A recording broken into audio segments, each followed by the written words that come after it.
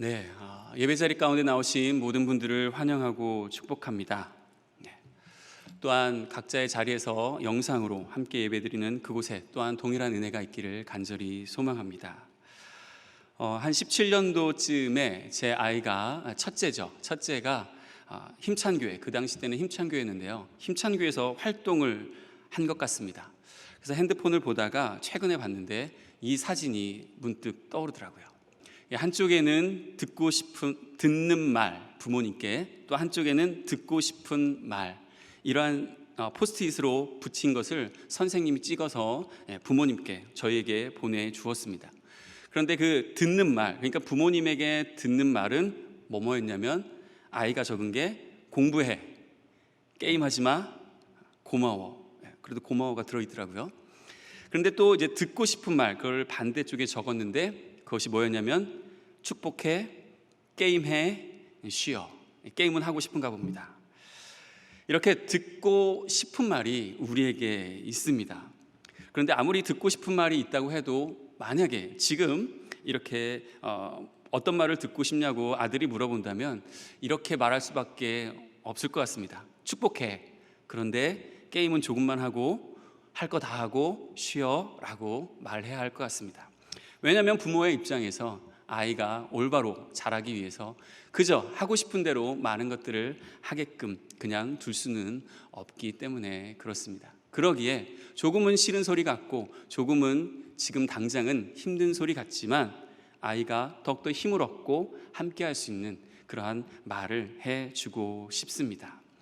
오늘 말씀 가운데도 아주 귀한 음성이 나옵니다. 그것을 세미한 소리다라고 그렇게 성경에서는 기록하고 있는데요, 이 세미한 소리를 우리가 한번 찾아 나아가 보도록 하겠습니다. 먼저 엘리야의 우리 상황을 한번 살펴봐야 할 것 같은데요, 19장, 우리가 읽은 말씀이 19장인데요 18장에 보면 아주 유명한 전투가 나옵니다. 바로 바알 선지자 450명과 그리고 아세라 선지자 400명을 갈매산에 모아서 그곳에서 누구의 하나님이, 누구의 신이 진짜 하나님인지, 진짜 신인지를 바로 가르는 그런 전투가 벌어집니다. 바로 이세벨, 아합 왕의 부인인 이세벨이 데리고 온 바알 선지자와 아세라 선지자, 하나님께서 그들을 치시기 위해서 모으신 거죠. 그래서 어떻게 됐는지 우리가 너무나도 잘 알고 있지만, 그들이, 바알과 아세라 선지자들이 850명이나 자신들의 몸을 상해하면서 또 별짓을 다 해도 하늘에서 불이 떨어지지 않습니다. 하늘에서 불이 떨어지지 않고 그들이 만들어 놓은 그 제단은 그냥 아무것도 아닌 가만히 있습니다. 이제 엘리야 차례입니다. 엘리야가 나가서 하나님께 기도합니다. 하나님, 불을 내려 주옵소서. 하늘에서 불이 떨어집니다. 그리고 쌓아놨던 그 장작과 제물 위에, 그 제단 위에 불이 붙습니다. 심지어 도랑까지 파놓고 물까지 부어놓은 그곳을 싹 다 말려버립니다. 그렇습니다.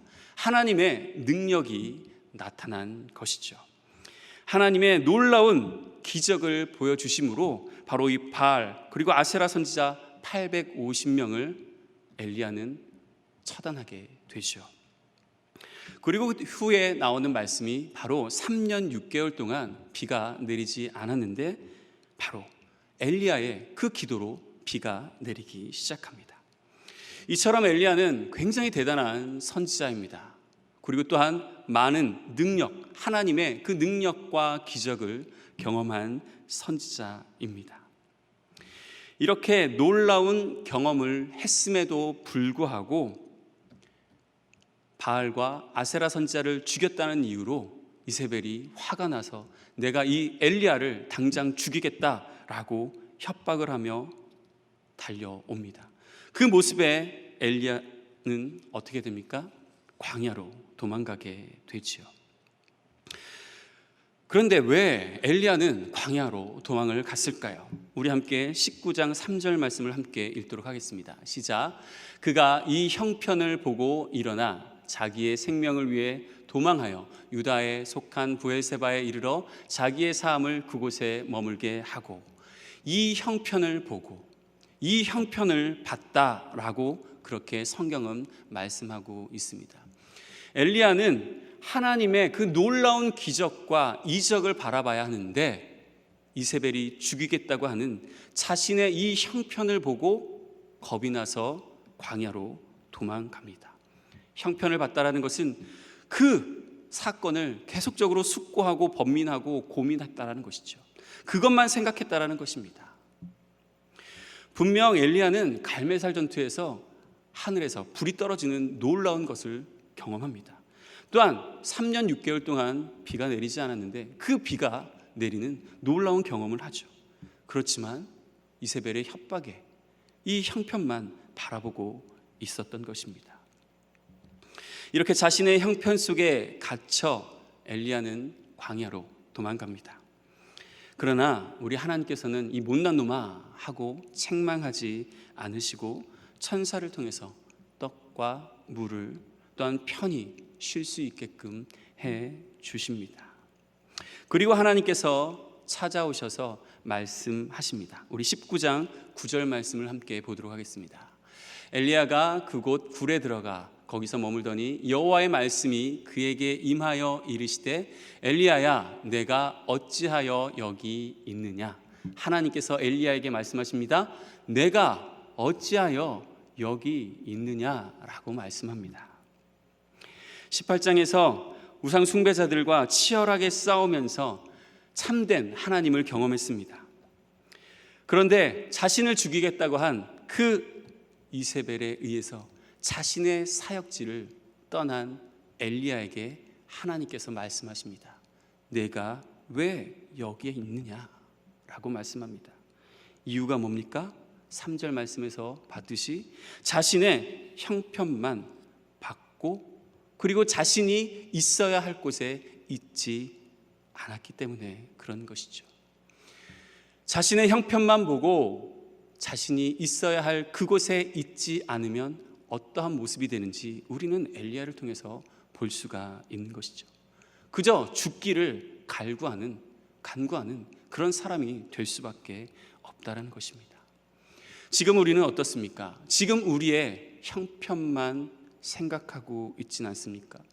우리의 형편이라는 그 틀 속에 우리의 삶을 집어넣고 우리의 믿음을, 우리의 신앙을 집어넣고 그저 그 형편 속에서 우리가 살아가고 있지는 않습니까? 그리고 그 형편 때문에 우리가 있어야 할 곳에 있지 못하는 그러한 모습은 우리에게 있진 않은지 한번 돌아왔으면 좋겠습니다. 믿음의 사람은 결코 그 형편만을 바라보지 않습니다. 분명히 있어야 할 곳에 있으며 해야 할 일을 그곳에서 올바로 온전히 하는 자가 바로 믿음의 사람인 것입니다. 사람은 누구나 있어야 할 곳에 있지 않으면 점점 나약해지고 엉뚱한 곳에 눈을 돌리기 마련입니다. 다른 곳에 마음을 뺏기기 마련입니다. 왜냐하면 자신의 삶의 목적과 이유 그리고 사명이 흔들릴 수밖에 없기 때문에 그렇죠. 지금 우리가 있어야 할 곳이 어디입니까? 바로 예배 자리인 줄 믿습니다. 말씀의 자리인 줄 믿습니다. 바로 기도의 자리인 줄 믿습니다. 또한 주님께서 우리에게 허락하신 그 사명의 자리인 줄 믿습니다. 이렇게 자신의 형편만을 생각하며 자신이 있어야 할 곳에 있지 않은 엘리야에게 하나님께서 말씀하십니다. 너는 나가서 여호와 앞에서 산에 서라. 그리고 하나님께서 엘리야에게 4가지 현상을 나타내십니다. 바람, 지진, 불, 그리고 세미한 소리입니다. 엘리야는 바람, 지진, 불이 나타날 때 하나님께서 그곳에 계실 줄 알았습니다. 그러나 하나님께서는 바람, 지진, 불에 결코 계시지 않았습니다. 마지막에 나타난 세미한 소리 가운데 하나님께서 계셨습니다. 우리 함께 11절과 12절 말씀을 읽도록 하겠습니다.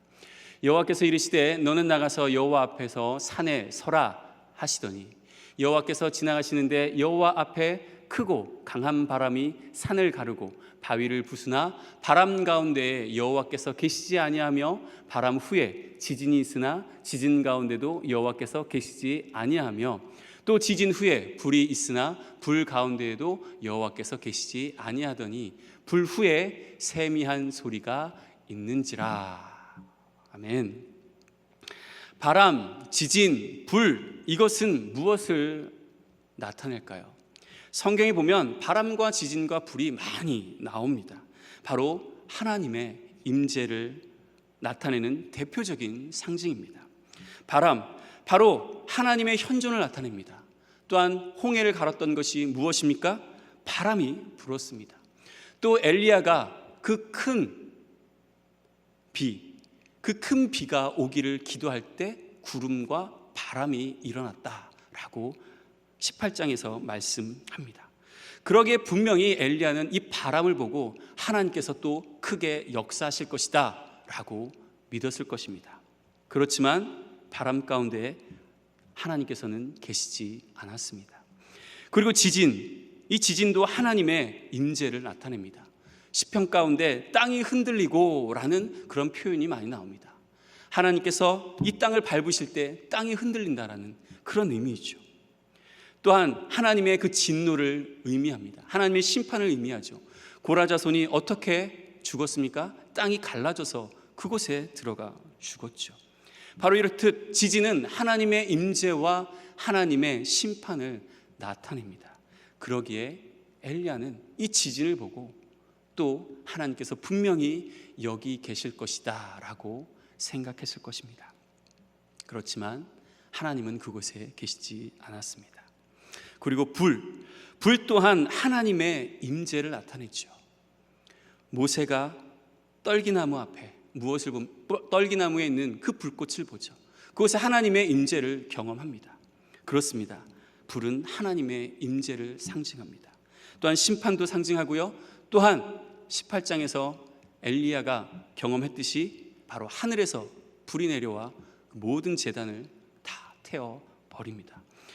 이렇듯 바람, 지진, 불, 하나님의 임재와 하나님의 심판과 하나님의 기적과 하나님의 놀라운 권능이 있는 그곳에 하나님께서 분명히 계실 줄 알았는데 그곳에서 하나님을 찾지 못합니다. 그러나 바람, 지진, 불이 지나간 후에 세미한 소리가 엘리야에게 들립니다. 세미한 소리다라는 말은 작게 속삭이는 소리, 부드러운 소리, 조용하고 작은 소리입니다. 그렇습니다. 우리 하나님께서는 세미한 소리 가운데 계셨습니다. 하나님께서는 세미한 소리로 엘리야에게 다가오셨습니다. 하나님께서는 세미한 소리로 우리에게 다가오십니다. 세미한 소리. 우리는 화려한 걸 좋아합니다. 우리는 꽉 찬 소리를 좋아합니다. 저도 예배 인도를 하다 보면 악기가 뭔가 부족하면 조금 그렇습니다. 그래서 뭔가 꽉꽉 채우고 싶어하는 그런 욕심이 있습니다. 그렇지만 분명한 것은 아주 조용한 소리, 아주 부드러운 소리, 아주 속삭이는 그 소리 가운데 우리 하나님께서 분명히 거기 계셨다라는 사실입니다. 제 간증이라고 말할 수 있을까요? 제 경험담을 하나 말씀드리려고 합니다. 6월 달에 수요 예배를 드리면서 그 안에서도 말씀을 드렸었습니다. 그런데 못 들으신 분을 위해서 다시 한번 간략하게 말씀드리면 베트남에서 사역을 할 때의 일입니다. 베트남에서 사역을 할 때 담당을 하던 목사님께서 이제 호주로 사역을 하러 가셨습니다. 그곳에서 강의를 마치시고 또 이제 한국에 가셔서 한국 일정을 마치고 이제 귀국을 하시는 날이었습니다. 그래서 저는 그 비행기 시간에 맞춰 공항으로 나아갔습니다. 호치민에 들어오는 비행기가 이제 오전 비행기하고 낮 비행기하고 밤 비행기가 있는데 현지 시각으로 한 10시쯤에 도착을 합니다. 그 시간에 맞춰서 기다리고 있는데 사람들이 우르르 몰려 나옵니다. 목사님이 계실까 하고선 목을 쭉 빼고 아무리 살펴봐도 목사님이 계시지 않습니다. 그리고 또 얼마 지나 또 사람들이 우르르 나옵니다. 비행기가 도착했다라는 것이죠. 근데 또 살펴봐도 도저히 목사님이 보이지가 않습니다. 그렇게 여러 번을 반복하고 약 한 12시경이 되었을 때 전화가 울렸습니다. 전도사님, 제가 입국 거부를 당했어요. 그래서 저 한국으로 다시 돌아가야 해요. 교회에 잘 부탁해요 하고선 전화를 끊으셨습니다. 그 소리를 들었을 때 정말 난감했습니다. 이건 무슨 상황이지 하는 생각과 그럼 앞으로 어떻게 하지 하는 생각. 이제 차를 타고 돌아갈 때 그 불이 꺼지고 오토바이도 몇 대밖에 다니지 않는 그 쓸쓸한 그 외국 호치민의 그 거리를 갈 때 정말로 그때의 기억을 생각하면 굉장히 마음이 허전하고 굉장히 뭔가가 꽉 막히는 그런 느낌이 들기도 합니다. 일단 그런 마음으로 이제 집에 가서 옷을 갈아입고 교회 가서 새벽 예배 설교를 준비했습니다. 여기까지가 이제 수요일 날 드렸던 말씀이고, 그리고 나서 이제 또 이후의 말씀인데, 그런 상황이 있을 때 그때가 아마 월요일 날 있었던 것 같아요. 그런데 그날 그 주에 수요 예배 설교가 또 제 담당이었습니다. 설교 준비를 하려고 컴퓨터 앞에 앉아 있는데 도저히 아무것도 되지 않았습니다. 아무 생각도 나지 않았고요. 도대체 뭘 써야 될지도 모르겠고요. 무슨 말씀을 전해야 될지도 모르겠고, 그냥 막막했고, 내가 여기에 왜 왔나라는 생각부터, 이게 지금 무슨 상황인가부터, 그럼 앞으로는 어떻게 하나는 생각부터, 그저 그냥 모든 게 정지된 상황이었습니다. 너무나도 답답해서 이제 컴퓨터에 페이스북을 열어서 그냥 여기저기를 보기 시작했습니다. 그러다 한 영상이 저의 눈에 들어오게 되었습니다. 우리가 잘 아는 김창옥 교수님의 강의였습니다.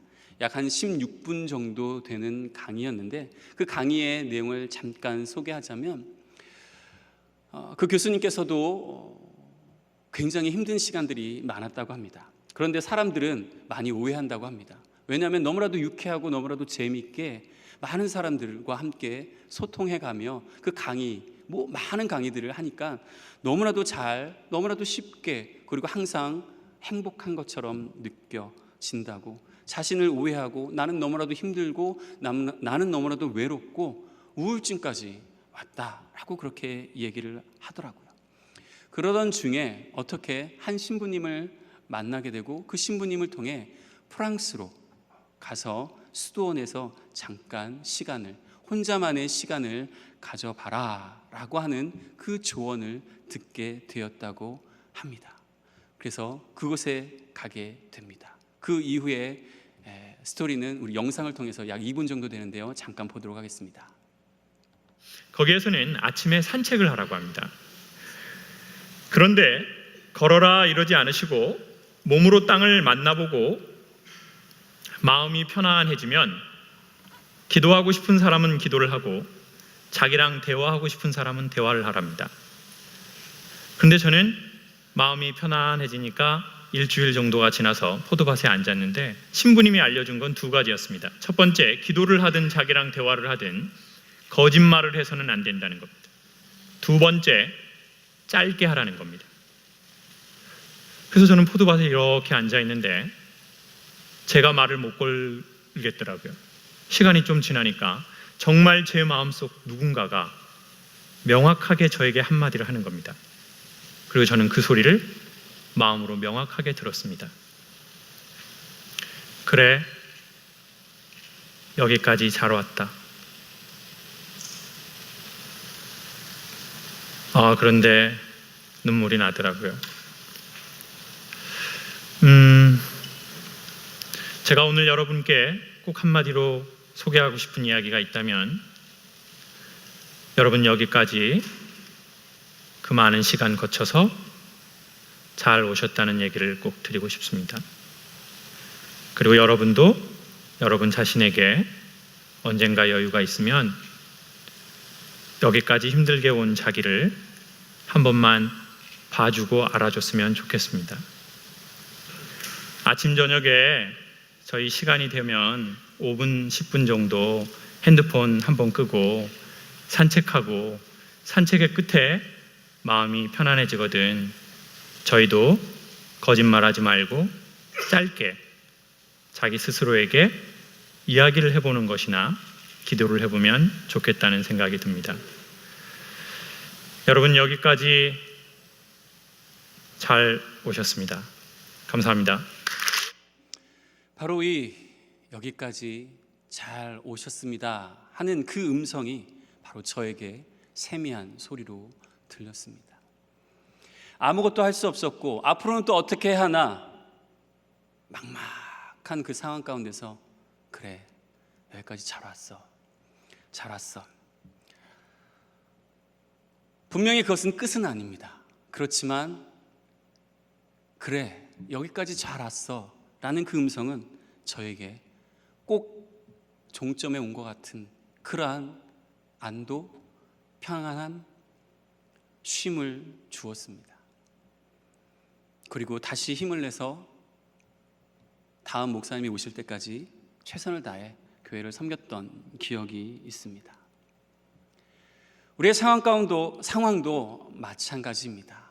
여러분, 여기까지 잘 오셨습니다. 벌써 코로나라는 그 지긋지긋한 바이러스를 계속 부르면서 몇 개월을 지나왔습니다. 그렇지만 우리는 여기까지 잘 왔습니다. 그렇다고 해서 지금 이 순간 당장 끝나는 것은 아닙니다. 그렇지만 분명히 엘리야에게 세미한 소리로 무슨 말씀인가 하셨겠죠. 기록은 안 됐지만. 그렇지만 이 말씀을 하지 않으셨을까? 그래, 여기까지 잘 왔어. 수고했어. 힘내. 힘들었지? 너도 사람인데 어쩌겠어. 잘했어. 그래, 내가 너와 함께 할게. 여기까지 잘 왔어 라고 말씀하시지 않았을까요? 분명 엘리야는 바람, 지진, 불을 기대했을지도 모릅니다. 바람, 지진, 이 불을 통해서 아합과 이세벨을 삭스려 하길 원했을지도 모르겠습니다. 아니, 원했지요. 저도 원했습니다. 그 교회의 어려운 상황들을, 어렵게 힘들게 하는 모든 사람들을 하나님께서 한 방에 싹 쓸어주시길 바랬습니다. 그렇지만 결코 그렇지 않았습니다. 하나님께서 주시는 놀라운 말씀, 놀라운 기적은 그래, 여기까지 잘 왔어. 이 말씀에 다시 힘을 얻어 저는 모든 사역을 감당할 수 있었습니다. 여러분, 여기까지 잘 오셨습니다. 그 하나님께서 말씀하시는 세미한 음성, 세미한 소리 가운데 나가시길 축복합니다. 분명히 우리에게 이렇게 힘을 주시고 용기를 주시지만 우리의 상황은 끝이 아니라는 것이죠. 여기서 결코 끝이 아닙니다. 엘리야는 그 세미한 소리를 듣고 다시 하나님 앞에 서서 하나님의 말씀을 듣습니다. 그 말씀이 바로 이제 15절부터 17절까지의 말씀인데, 이 말씀을 요약하자면 이렇습니다. 하사엘에게 가서 기름을 부어 아람 왕이 되게 해라. 에후에게 기름을 부어 이스라엘 왕이 되게 해라. 엘리사에게 기름을 부어 선지자가 되게 하라 라는 또 다른 사명의 말씀을 주십니다. 하사엘, 예후, 엘리사가 누굽니까? 하나님의 이름을 더럽히고 우상 숭배하며 하나님의 사람 선지자를 죽인 그 아합과 이세벨을 훗날 심판할 바로 세력들이 되게 됩니다. 이러한 사명을 다시 부여받고 자신의 그 사명 가운데 온전히 나아가는 엘리야를 우리는 보게 됩니다. 하나님께 위로를 받았다고 해서, 하나님의 그 세미한 소리를 들었다고 해서 결코 모든 것이 끝나는 것은 아닙니다. 우리가 가야 할 길은 아직도 멉니다. 그러기에 우리에게 주시는 또 다른 하나님의 말씀이 있습니다. 바로 스가랴 4장 6절부터 7절까지의 말씀입니다. 함께 읽겠습니다. 그가 내게 대답하여 이르되 여호와께서 스룹바벨에게 하신 말씀이 이러하니라. 만군의 여호와의 말씀하시되 이는 힘으로 되지 아니하며 능력으로 되지 아니하고 오직 나의 영으로 되느니라. 큰 산아 내가 무엇이냐? 내가 스룹바벨 앞에서 평지가 되리라. 그가 머릿돌을 내놓을 때에 무리가 외치기를 은총이 그에게 있을지어다 하리라 하셨고, 7절 말씀을 띄워주십시오. 큰 산아 내가 무엇이냐? 내가 스룹바벨 앞에서 평지가 되리라 라고 말씀하고 있습니다.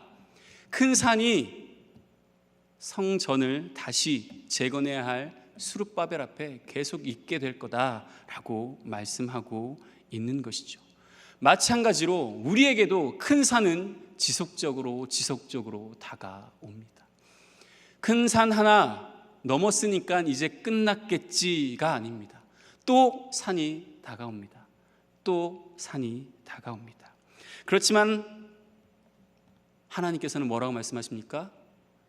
큰 산아 내가 스룹바벨 앞에서 평지가 되리라 라고 말씀합니다. 그렇다면 큰 산이 사라진다는 말일까요?